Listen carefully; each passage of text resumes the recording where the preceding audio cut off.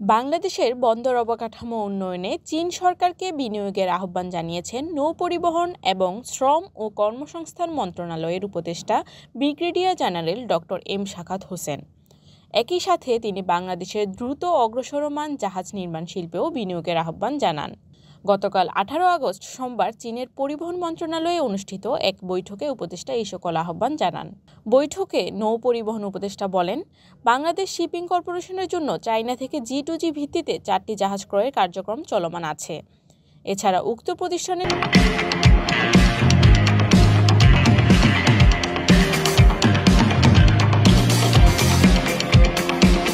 সক্ষমতা বৃদ্ধির লক্ষ্যে সংস্থার নিজস্ব অর্থায়নে আরও 2টি জাহাজ ক্রয়ের উদ্যোগ নেওয়া হয়েছে।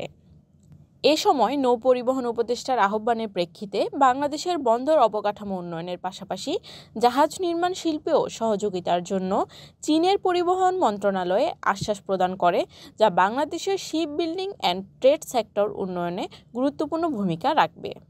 এছাড়াও চীনের বিখ্যাত ইয়েনতাই বন্দরের সাথে মোংলা বন্দর কর্তৃপক্ষের যৌথ উদ্যোগ ও সহযোগিতার ভিত্তিতে কাজ করলে পোর্ট ফ্যাসিলিটি বৃদ্ধি পাবে বলে বৈঠকে সহমত পোষণ করা হয়।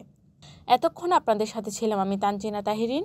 সর্বশেষ সংবাদ জানতে চোখ রাখুন News24BD.net এর ফেসবুক পেজ ও ইউটিউব চ্যানেলে। ধন্যবাদ।